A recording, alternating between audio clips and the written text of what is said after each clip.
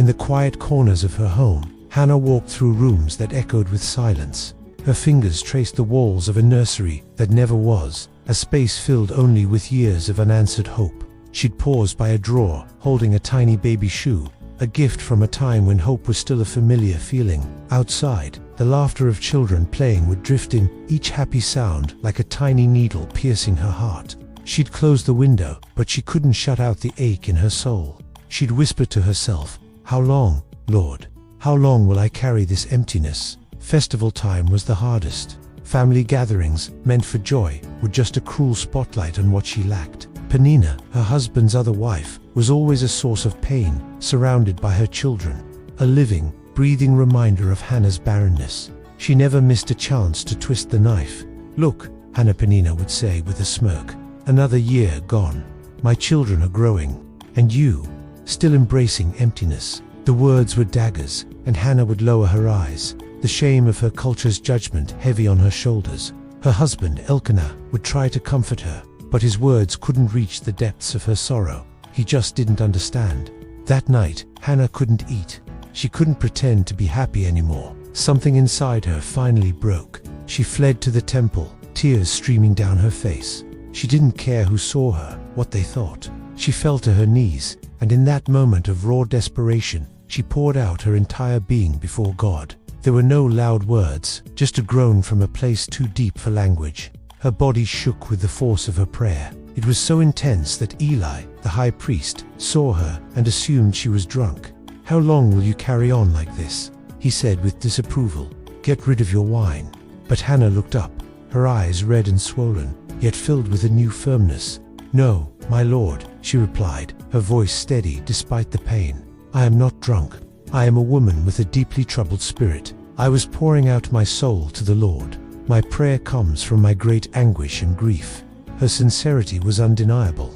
It cut through Eli's judgment, and he saw her for what she was, a soul in genuine, desperate conversation with God. Softening, he told her, "Go in peace, and may the God of Israel grant you what you have asked of him." As Hannah stood up, something had shifted. She didn't have the child she longed for, not yet, but she had something else, something profound, peace, a quiet, unshakable certainty that she had been heard. Months passed, and then she felt Itzer's first gentle flutter of life inside her. She placed a hand on her belly, and the tears came again, but this time they were tears of pure, unadulterated joy. When Samuel was born, it was more than just the birth of a baby. It was God's answer, shouted from the heavens. It was the proof that he had seen her tears, heard her silent cries, and had not forgotten her. Holding little Samuel, looking at his perfect face, she remembered the promise she had made in the temple. "If you give me a son," she had vowed, "I will dedicate him to you for his entire life." As she nursed him, a new song filled her heart. "My heart rejoices in the Lord, ... for I delight in your salvation." The years flew by. Samuel grew into a strong, bright, and curious little boy. Every single moment with him was a treasure Hannah held close, but she never forgot her promise. Then, the day she dreaded and prepared for arrived. It was the most difficult day of her life. Samuel was just a small boy, maybe 3 years old, when Hannah took him back to the temple. She had sewn his clothes, packed his things, her hands trembling as she smoothed his hair. Samuel, in his innocence, looked up at her and asked, "Mummy, why are you crying?" How could she possibly explain to a child that sometimes the greatest act of love is letting go? She hugged him with all her strength, her tears falling into his hair. "Because I love you, my son," she whispered. "Because I love you more than anything in this world." Standing before Eli, she presented her son. Her voice was broken, but her spirit was resolute. "I prayed for this child," she said, "and the Lord has given me my petition. So now, I give him to the Lord. For his whole life, he will be given over to the Lord." It was an act of heartbreaking sacrifice and breathtaking beauty. Hannah didn't just receive a miracle, she honored the giver of the miracle. That little boy, Samuel, would grow up to become one of Israel's greatest prophets.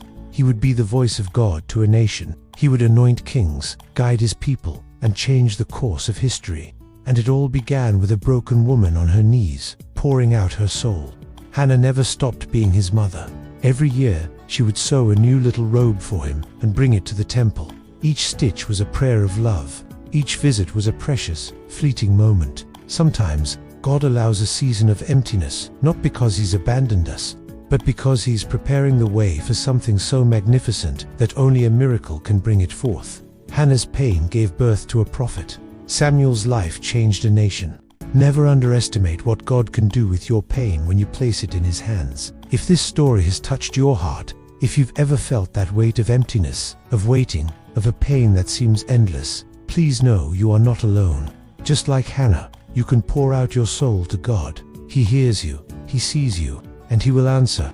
Let us know in the comments, what is the Samuel that you've been praying for? If this story was a blessing to you, please give it a like so more people can find this message of hope. Subscribe to the channel and hit the notification bell for more stories that will build your faith. And please, share this with someone who needs to hear it today. Remember Hannah's story and know this: God has not forgotten you. Your answer is on the way.